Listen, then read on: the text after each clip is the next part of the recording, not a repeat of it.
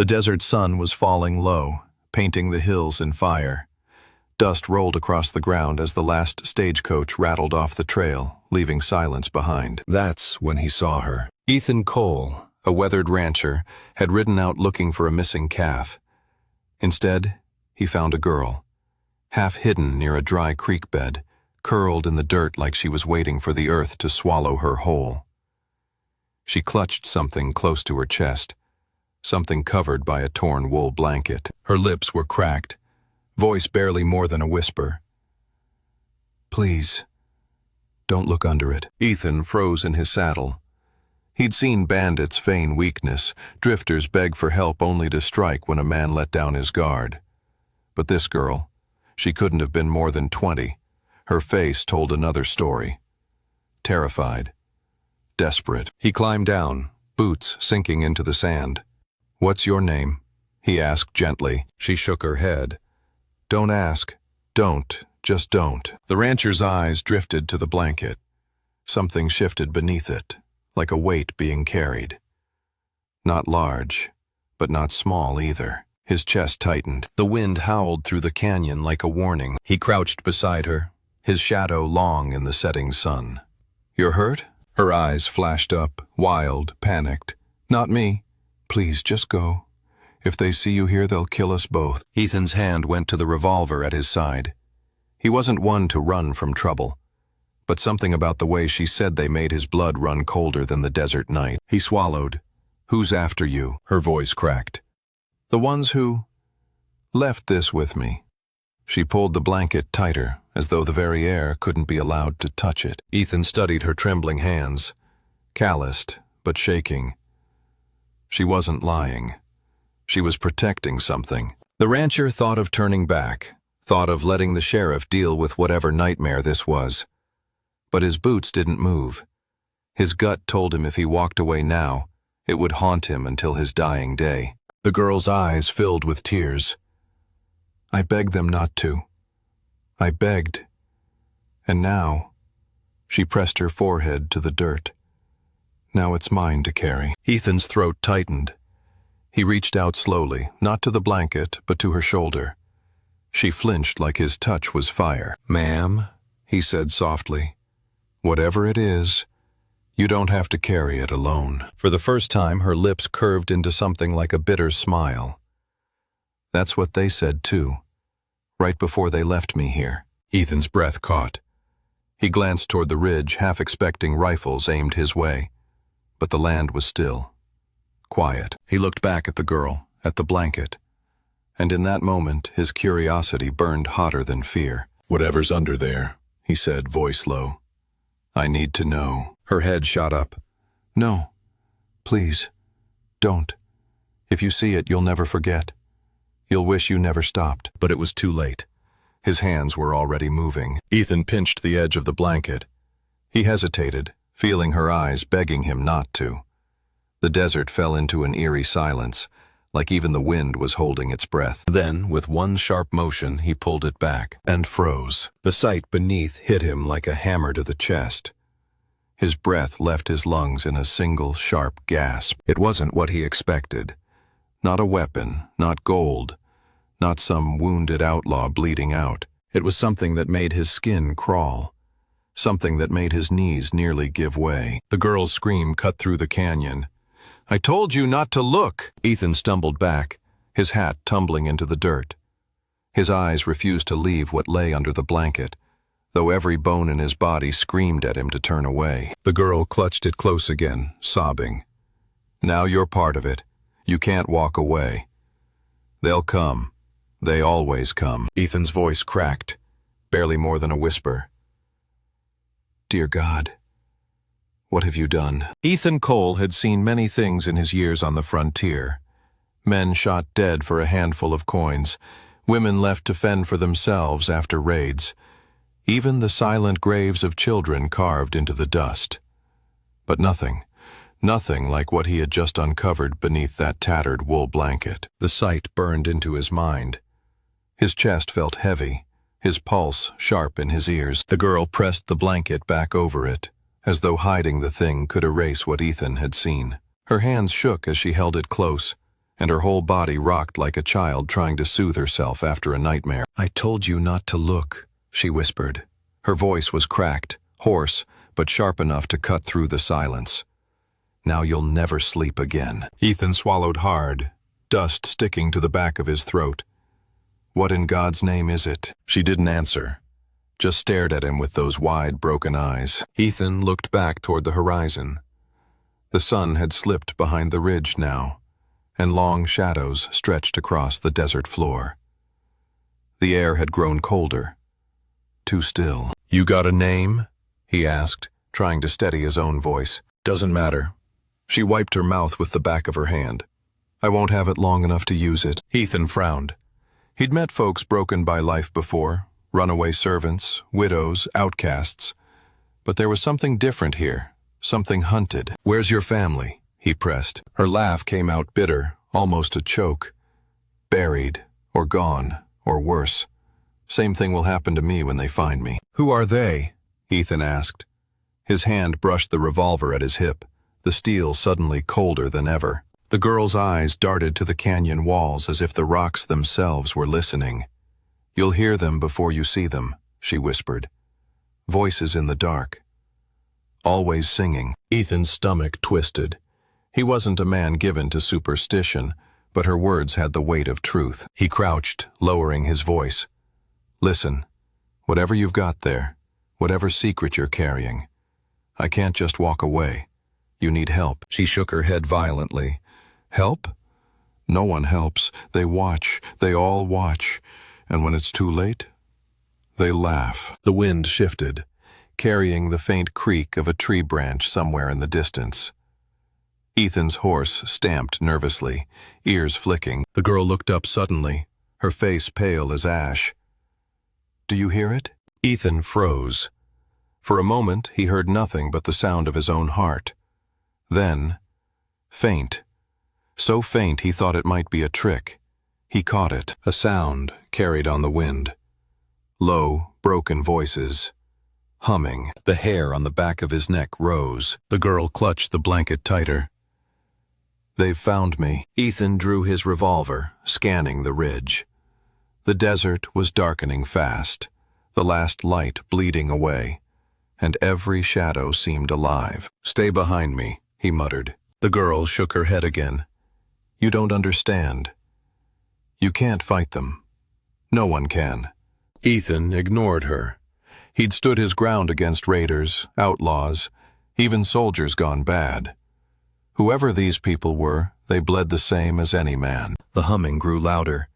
It was no song a man would sing for joy, off-key, dragging, the kind of tune that clung to the bones. The girl dropped to her knees, pressing her forehead to the dirt. "Don't let them take me back. Please, kill me first." Ethan's grip on his gun tightened.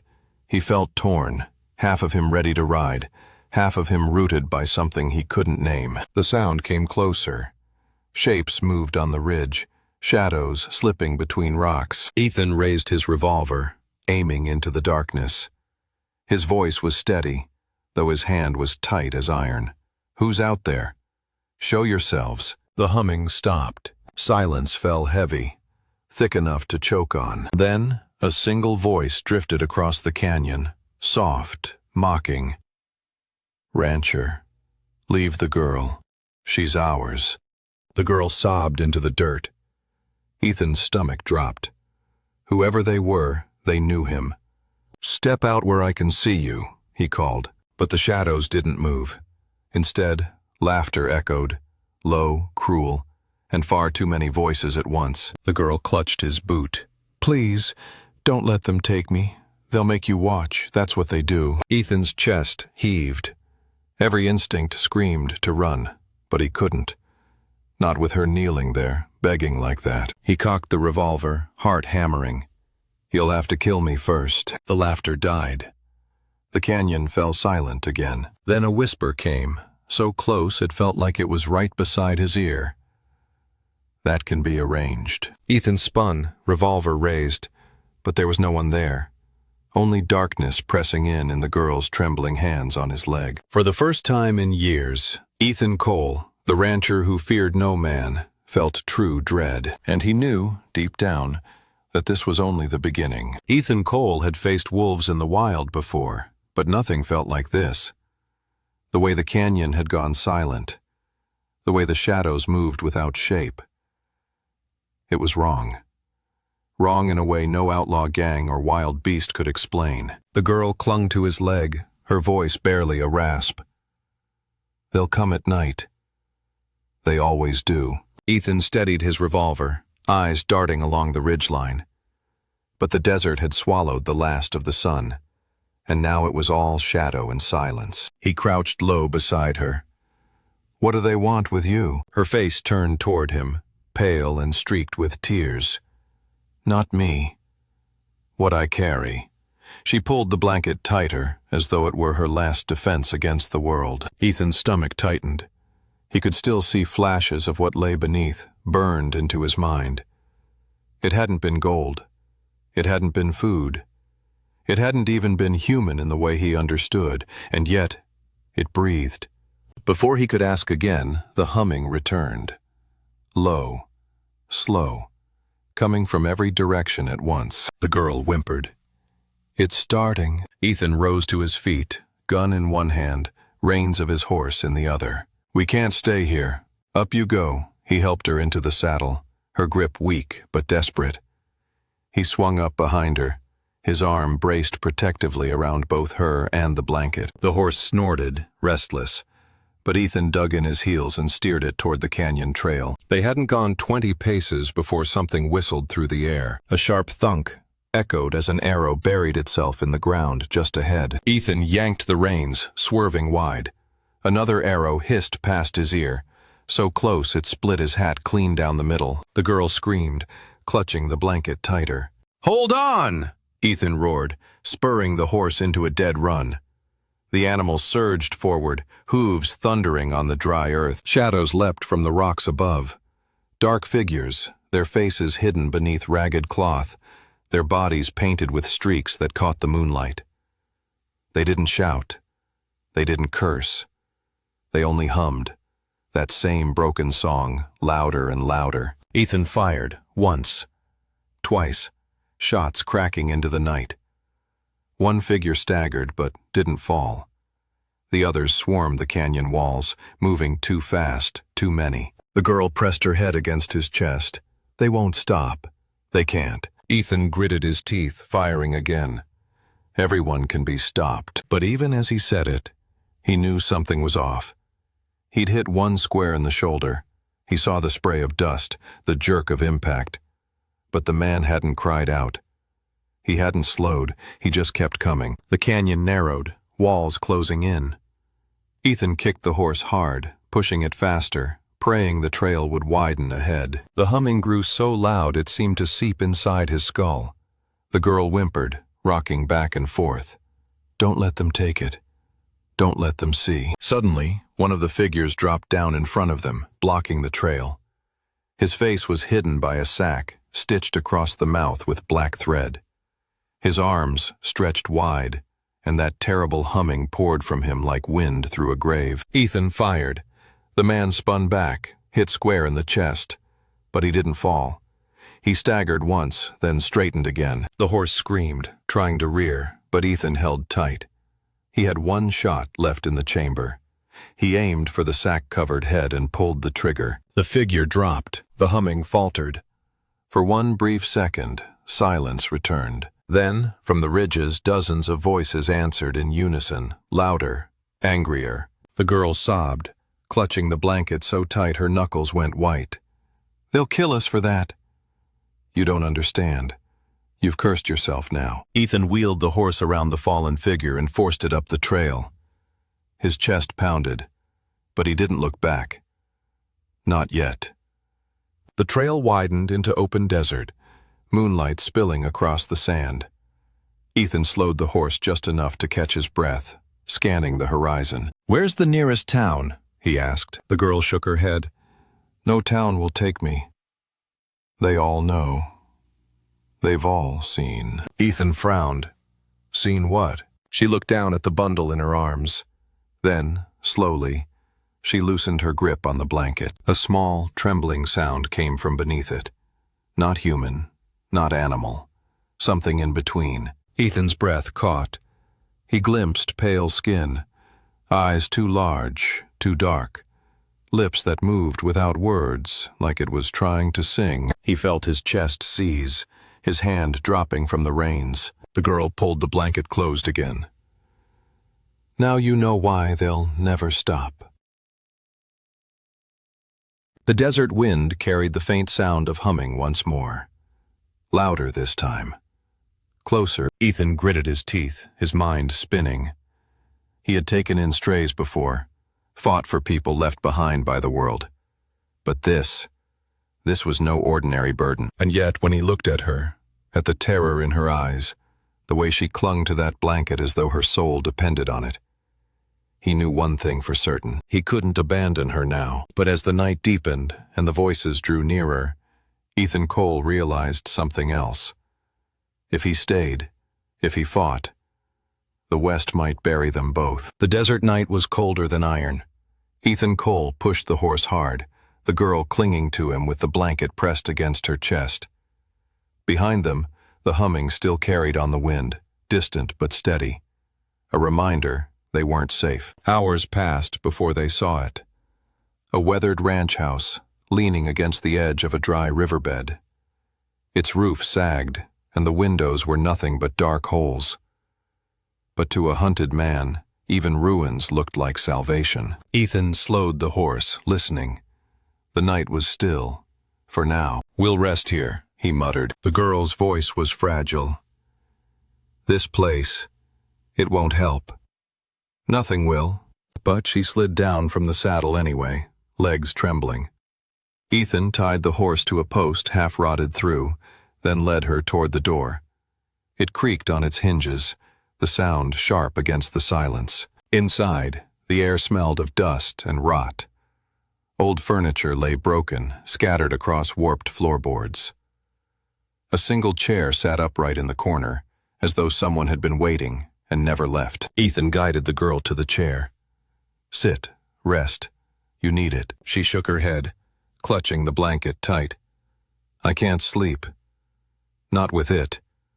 Not with them out there." Ethan crouched in front of her. His voice was firm but gentle. "Tell me what it is you're carrying. I need to know." Her lips trembled. "It's not mine. I didn't ask for it. They gave it to me. Said I had no choice." "Who gave it to you?" Her eyes flicked to the window, to the endless dark beyond. "The ones who hum. The ones who watch. They said if I dropped it, if I left it behind, I'd suffer worse than death. So I keep it. I keep it and I beg no one to look." Ethan's chest tightened. He thought of the thing beneath the blanket, how its lips moved, how it tried to sing. He didn't know if it was child, beast, or something else entirely. But he knew the girl wasn't lying. He rose and checked the windows, then the door. He shoved an old dresser across it, wood groaning against wood. He wasn't going to take chances. "Get some sleep if you can," he said. "I'll keep watch." But she just shook her head, eyes wide, knuckles white against the fabric. Hours dragged by. The fire Ethan managed to build sputtered low, casting long shadows on the walls. The girl rocked slowly, whispering under her breath to the bundle in her arms. Ethan leaned against the wall, revolver resting in his lap. His eyelids grew heavy, but every time he closed them he saw it again. Those eyes, too dark, too large, staring back at him from under the blanket. A sound broke the stillness. Tap. Ethan's head snapped up. Tap, tap. It came from the wall. Not outside, not the windows, from inside. The girl stiffened, clutching the blanket tighter. "They're here." Ethan stood, revolver raised. The tapping grew louder, like fingernails dragging across wood. Then came the humming, low at first, then filling the whole house. He spun toward the door, still barred. No one had entered. Yet the sound was everywhere, vibrating through the walls, the floor, the air itself. The girl covered her ears, tears spilling down her cheeks. They can come through anything, even the walls. The fire sputtered out, plunging them into darkness. Only the pale light of the moon bled through the cracked windows. Ethan's throat was dry as bone. "Stay behind me." The humming shifted. Now it wasn't one voice, but dozens, weaving in and out, climbing higher until it almost formed words. Then came a whisper, soft but clear, drifting through the room. "Give it back." Ethan's hand trembled on the revolver. "Who's there?" Silence answered. The girl rocked faster, whispering frantically. "They want it back.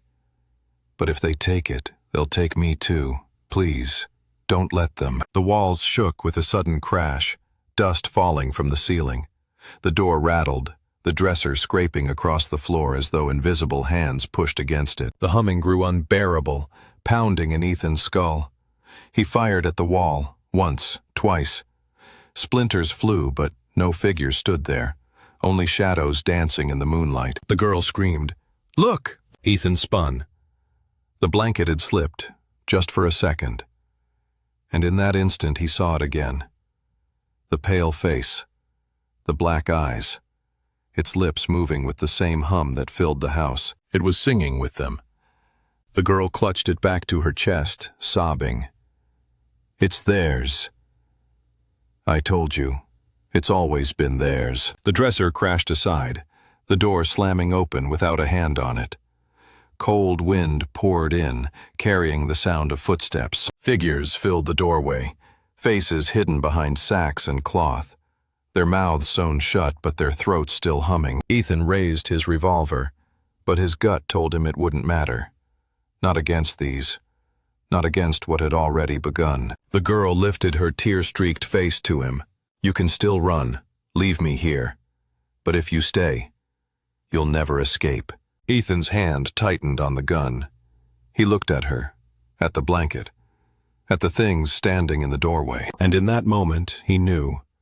Whatever choice he made now, it would mark him forever. The doorway was filled with shadows. Figures stood shoulder to shoulder, silent except for the haunting hum spilling from their throats.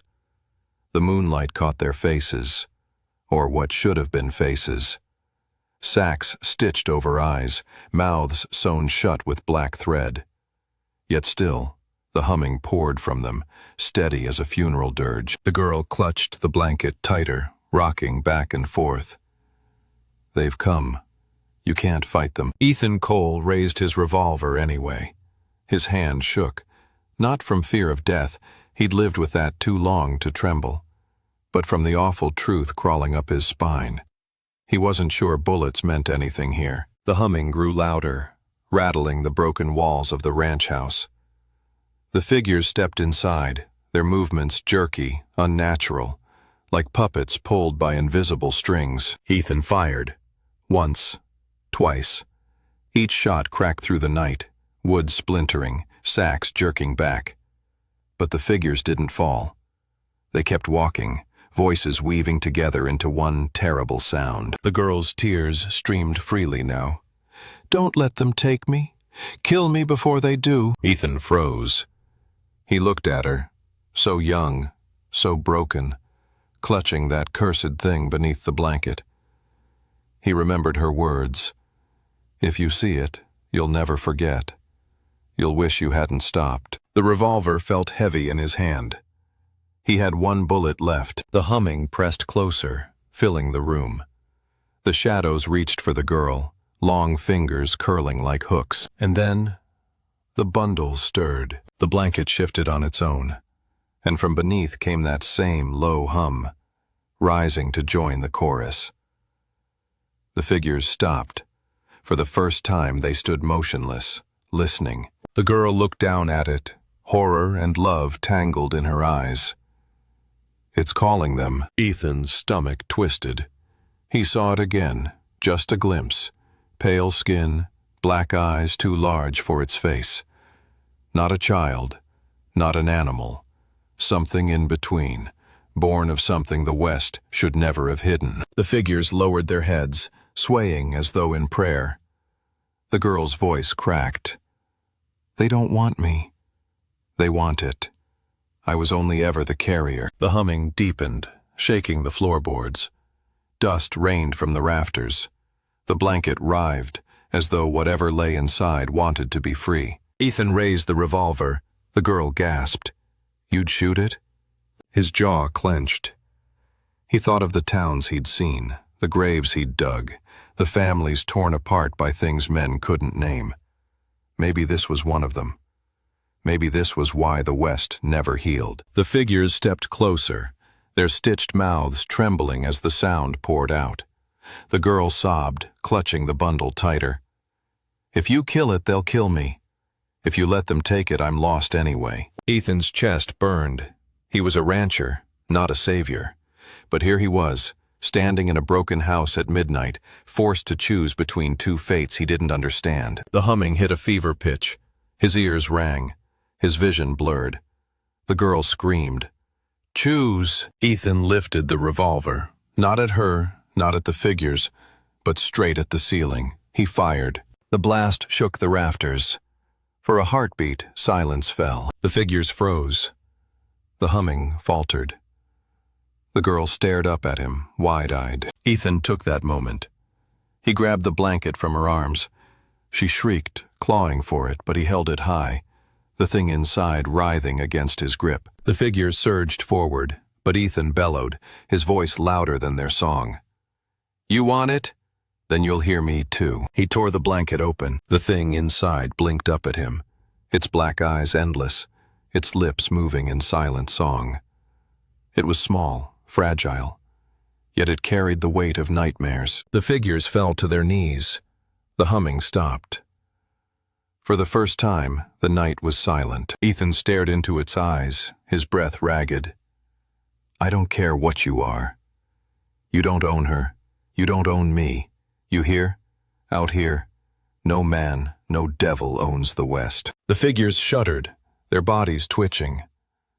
One by one, they collapsed into the dirt, sacks tearing, silence swallowing their song. The thing in Ethan's arms went still.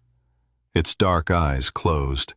Its lips no longer moved. The girl collapsed to the floor, sobbing into her hands. For the first time, she looked free. Ethan set the bundle gently on the ground, covering it with the torn blanket. He didn't know if it was alive, or dead, or something between. All he knew was that the humming had stopped. Dawn broke hours later. The girl sat by the fire's ashes, hollow-eyed but breathing. Ethan stood at the doorway, watching the desert turn gold. She finally spoke. "Why did you help me?" Ethan's voice was quiet, heavy with the weight of the night. "Because no one deserves to carry a burden alone. Not even one born of nightmares." She looked at him then, not with fear but with something like hope. Outside, the desert was silent. The figures were gone. The humming was only a memory. Ethan tightened his hat, holstered his empty revolver, and stepped into the morning sun. And though he didn't know what he had saved, or doomed, he knew one truth that would follow him until the end. Sometimes the West doesn't test your strength, it tests your mercy.